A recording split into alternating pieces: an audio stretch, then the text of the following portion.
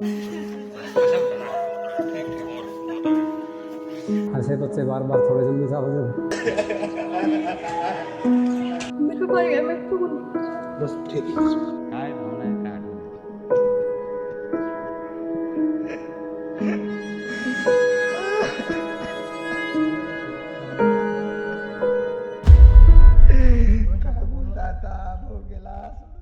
हम राह देख रहे थे कि वो अपने पहले बच्चे के जन्म पर घर आएंगे। पूरा परिवार इस इंतज़ार में था कि प्रदीप उस वक्त छुट्टी लेकर हमारे साथ होंगे जब उनका पहला बच्चा इस दुनिया में आएगा।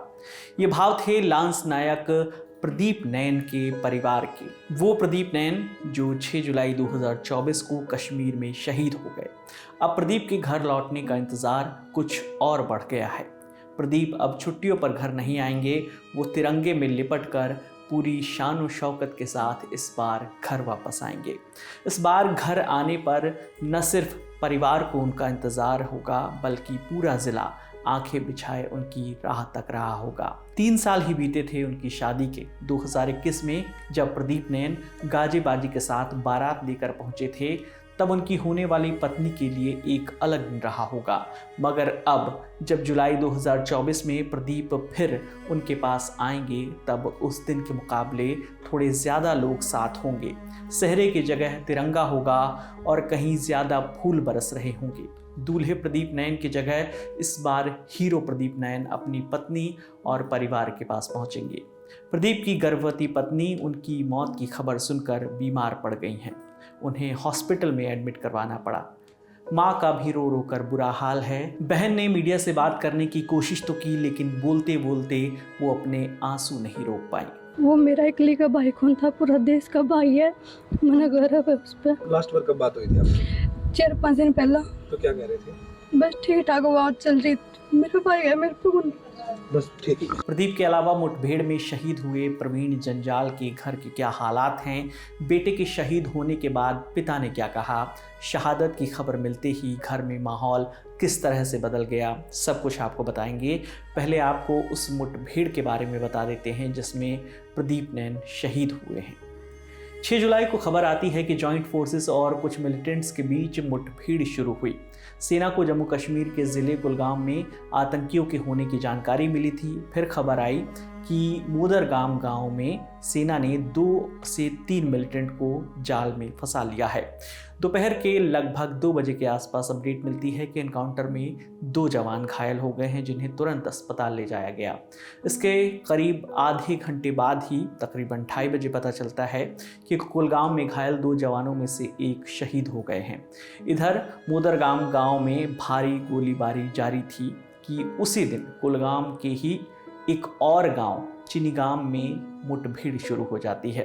सेना को खुफिया इंटेल मिलता है कि इस जगह पर लश्कर के 2 आतंकी मौजूद हैं। जवान मौके पर पहुंचते हैं और दोनों मिलिटेंट सेना पर जमकर फायरिंग करना शुरू कर देते हैं। इसमें एक और बात गौर करने लायक है, जिस दिन ये मुठभेड़ हुई उस दिन खराब मौसम के चलते अमरनाथ यात्रा पर अस्थायी रोक लगाई गई थी, यानी उस दौरान पर्यटकों को किसी भी प्रकार का खतरा नहीं था। रात के 8 बजे चिमांग से अपडेट आती है कि 4 आतंकवादी मुठभेड़ में मारे गए हैं। जम्मू कश्मीर पुलिस के आईजी विधि कुमार बिरदी रात करीब 8:45 बजे इन एनकाउंटर्स को एक बड़ी कामयाबी बताते हैं, मगर इन एनकाउंटर्स में 2 जवान भी शहीद हो चुके थे। इसमें हरियाणा के जींद से आने वाले लांस नायक प्रदीप कुमार नैन हैं जो स्पेशल फोर्सेस में पैरा कमांडो के पद पर तैनात थे। प्रदीप के अलावा अकोला महाराष्ट्र के रहने वाले राष्ट्रीय राइफल्स के सिपाही प्रवीण जंजाल प्रभाकर भी शहीद हो गए। 7 जुलाई की सुबह 9 बजे अपडेट आती है कि एनकाउंटर्स में अब तक 5 आतंकियों को मारा जा चुका है। इसी दिन सुबह 10:50 पर इंडियन आर्मी के चिनार कॉर्प्स ने एक्स पर पोस्ट कर लिखा, शहादत अंत नहीं एक लेजेंड की शुरुआत है। चिनार कॉर्प्स के commander, Jammu Kashmir union territory के मुख्य सचिव, जम्मू कश्मीर के डीजीपी, अन्य पदाधिकारियों और सारी रैंकों ने लांस नायक प्रदीप कुमार और सिपाही प्रवीण जंजाल प्रभाकर को श्रद्धांजलि अर्पित की, जिन्होंने 6 जुलाई 2024 को कुलगाम में अपने कर्तव्य का पालन करते हुए सर्वोच्च बलिदान दिया। चिनार वॉरियर्स दोनों बहादुरों को उनके शौर्य और बलिदान के लिए सलाम करते हैं। हम दिवंगत के परिवार के साथ खड़े हैं और उनके मंगल के लिए वचनबद्ध हैं। साथ में उन्होंने दोनों शहीदों को सैल्यूट करते हुए तस्वीरें भी लगाईं। जब तक ये वीडियो शूट किया जा रहा है तब तक 6 आतंकियों के मारे जाने की खबर आ चुकी है। महाराष्ट्र के अकोला से आ रही तस्वीरें भी भावुक करने वाली हैं, जहां पर सिपाही प्रवीण जंजाल प्रभाकर के परिवार को जैसे ही बेटे की जाने की खबर मिली तो पूरे परिवार में मातम सा पसर गया। बाबा और भाइयों से भी रहा नहीं गया। शहीद प्रवीण जंजाल सिर्फ 24 साल के थे। 1 साल पहले ही उनकी शादी हुई थी। पत्नी भी इस खबर को सुनकर स्तब्ध थी। उनके बड़े भाई के आंखों में भी आंसू थे। प्रवीण के एक बड़े भाई ने थोड़ी हिम्मत जुटाकर मीडिया से बात करने की कोशिश की, मगर आंसुओं पर काबू नहीं पा सके और बोलने से पहले ही कैमरे पर फूट फूट कर रोने लगे। काय भावना आहे, काय आठवण आहे?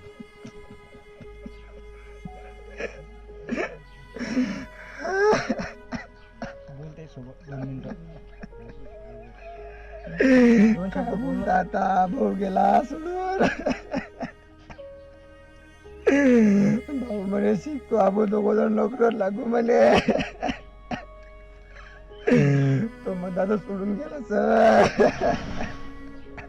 सिपाही प्रवीण जंजाल प्रभाकर के पिता भी मीडिया से बात करते हुए भावुक हुए। उन्होंने बताया कि अकोला के मोरगांव भाखरे गांव में उनका घर बन रहा था। प्रवीण इस बात से बेहद खुश थे। आखिरी बार जब 5 जुलाई को उनकी प्रवीण से बात हुई तब प्रवीण की मां घर पर नहीं थी। प्रवीण उनसे बात करना चाहते थे, इसलिए पिता ने कहा बाद में फ़ोन करना। बाद में फ़ोन नहीं आया। यही आखिरी बार था जब प्रवीण की घर पर बात हुई हो। 2019 में सेना में शामिल हुए प्रवीण के पिता को अपने बेटे के शहीद होने पर गर्व है।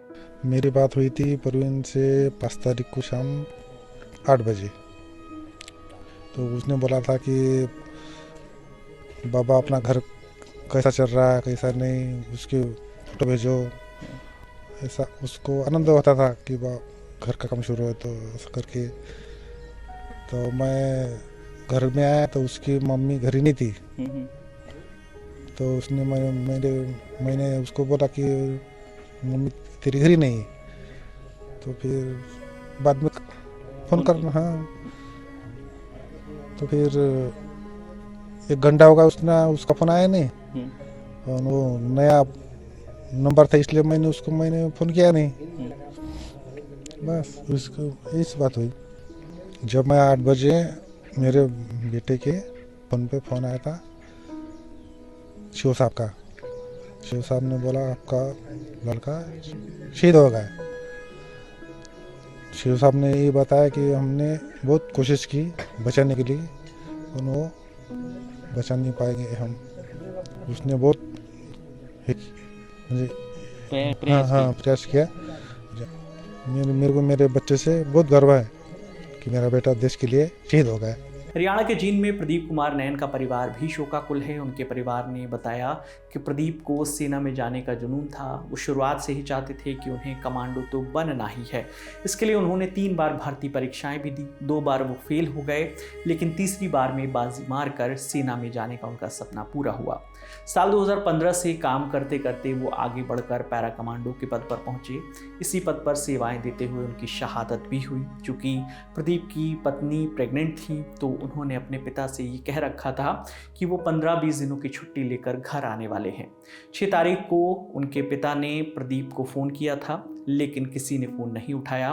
बेटा शहीद देश और कर खत्म देश की खतर जो शहीद हुआ है, हम तो गर्व है इसके ऊपर। ऐसे बच्चे बार बार थोड़े दिन में जाओगे, हम तो गर्व महसूस करना। हाँ, देश के लिए शहीद हुआ है, बहुत बड़ा काम किया हमारे। कमांडो का मतलब इसे को बहुत तगड़ा जुनून था कि भाई मैं कमांडो बन के दिखाऊंगा। बहुत तगड़ा जुनून था, एक दिलेर था जिसको डर नहीं था उसके अंदर किसी चीज़ का। चाह दी रात को कह दिया बाबे वहाँ जाना है, उठ कर चले जाता था। पिछली बार कब बात हुई? पिछली बार जब महीने पहले बात हुई थी, कल कॉल किया था, कल फ़ोन उठाया नहीं उन्होंने। हमने पता नहीं, कल तो याद सा गया था इसलिए फ़ोन उठाया नहीं उन्होंने। इन्होंने कब आने की बात की थी? अब 15-20 दिन में घर आने की छुट्टी, मैं 15-20 दिन में छुट्टी आऊँगा। तो कल याद सा हो गया सर। फिर एक गाँव में था, उसमें गांव के लड़के रेस रास मारा करते थे, उनके साथ मेरे से मारने लग गया। यूँ फिर मेरे से लगा पापा मैं भी बनूँगा, तैयारी करूँगा, कर ले बेटा वहाँ, और किस्मत में होगी तो लग जाएगा। 3 भर्ती ट्राई करी थी ना सर, 2 में तो ये फेल हो गया था उसमें पेपर में। तीसरी भर्ती में जाके पास हो जाता सर। सेना के 2 घरों के चिराग इस तरह आतंकी मुठभेड़ में बुझ गए, लेकिन इन चिरागों ने बुझने से पहले सुरक्षा की मशाल जला दी। जम्मू कश्मीर के कुलगांव में 6 आतंकियों को हमेशा के लिए ख़त्म कर दिया और देश को जो तोहफा दिया है उसे देश भुला नहीं सकता। इस पूरी खबर पर आपकी जो भी राय है आप हमें कमेंट सेक्शन में ज़रूर बताइएगा। आपके लिए तमाम जानकारी जुटाई थी हमारे साथी शेख नावेद ने। मेरा नाम है विकास वर्मा। देखते रहिए दी लल्लन टॉप। शुक्रिया।